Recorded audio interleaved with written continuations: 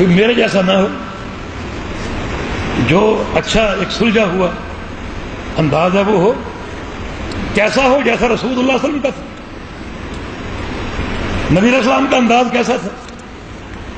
بس 3 حدیثوں پر غور کر لیجیے، 3 حدیثوں پر۔ نمبر 1 صحیح مسلم کی حدیث ہے کہ اللہ کے جو واعظ کرتے خطبہ دیتے تو اعلیٰ صوت ہو، آپ کی آواز اونچی ہوتی، اور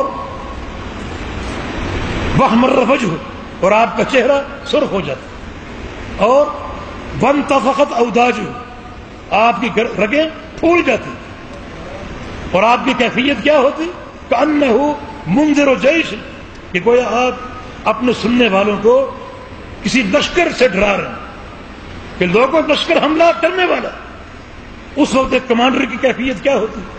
اس میں کتنا اخلاص ہوتا ہے، کتنا درد ہوتا ہے، یہ آپ کی کیفیت ہوتی ہے۔ دوسری حدیث فرمایا کہ انما انا لکم بمنزلۃ الوالد، جب میں تمہیں سمجھا رہا ہوتا ہوں، تم کو علم دیتا ہوں، تو میں تمہارے لیے تمہارے والد کے مقام پر ہوتا ہوں۔ ایک خطیب اپنے سننے والوں کو اپنی اولاد تصور کرے اور اپنے آپ کو ان کا والد تصور کرے، جو اخلاص والد کے دل میں اپنی اولاد کا ہوتا ہے وہ درد اور اخلاص پیدا کرے۔ اور تیسری حدیث نبی علیہ السلام کی، آپ نے ارشاد فرمایا کہ میرے تمہارے واعظ کی جو مثال ہے وہ یہ ہے کہ ایک شخص آگ جلائے اور آگ جلا کر وہاں سے چلا نہ جائے بلکہ وہاں بیٹھ جائے، پروانے یقیناً آئیں گے اور وہ پروانے آگ میں داخل ہونے کی کوشش کریں گے، تم وہاں بیٹھ جاؤ، وہ شخص وہاں بیٹھ جائے اور پروانوں کو ہٹائے، پروانوں کو ہٹائے تاکہ کوئی پروانہ آگ میں جل نہ جائے۔ فرمایا کہ یہ میرا انداز ہے، جہنم کی آگ روشن ہے، جہنم کی آگ جل رہی ہے اور تم اس آگ میں کودنے کی کوشش کر رہے ہو اور میں تمہیں وہاں سے ہٹانے کی کوشش کر رہا ہوں۔ انی لآخذ بِیدکم عن النار وانتم تقحمون فیہا، میں تمہیں تمہاری پشتوں سے پکڑ کر جہنم سے کھینچ رہا ہوں اور ہٹا رہا ہوں اور تم جہنم میں کودنے کی کوشش کر رہے ہو۔ یہ ایک داعی کا انداز ہونا چاہیے۔ پیارے پیغمبر محمد رسول اللہ صلی اللہ علیہ وسلم کی 23 سالہ زندگی کے واعظ، کسی ایک واعظ میں پیغمبر علیہ السلام نے صحابہ کو ہنسایا ہو؟ کوئی مثال پیش کر سکتے؟ سب بیٹھے ہیں سامنے، کسی ایک واعظ میں رسول اللہ صلی اللہ علیہ وسلم نے صحابہ کو ہنسایا ہو؟ کوئی ایک مثال ہے پورے ذخیرہ حدیث میں؟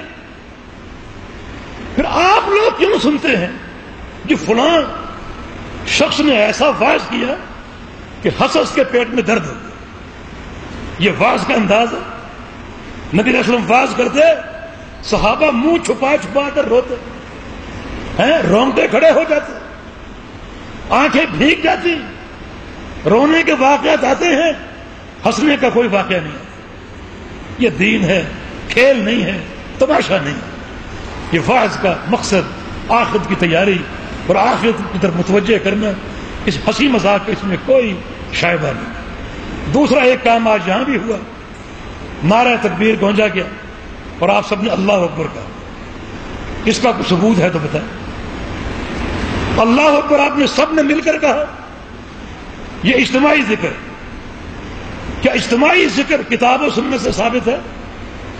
اجتماعی ذکر جو شخص کہے گا نعرہ تکبیر، اس کا کیا مقصد ہے؟ سب مل کر اللہ اکبر کہے۔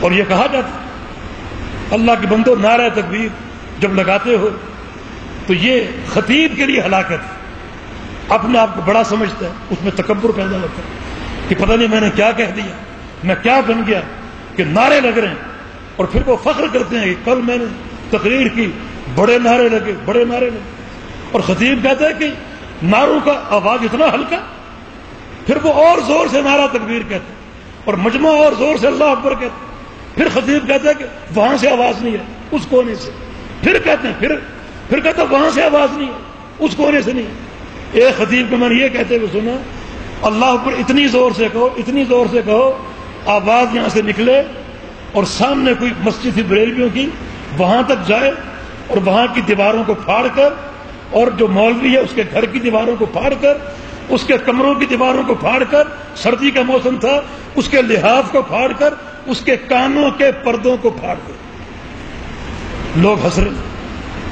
یہ دعوت ہے یہ کھیل ہے؟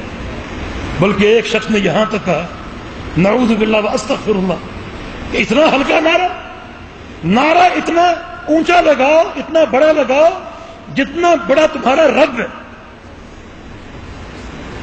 نعرے کی آواز کے ساتھ اپنے رب کو قیاس کر رہے ہیں، رب کی بڑائی کو اپنے نعرے کی آواز میں تول رہے ہیں.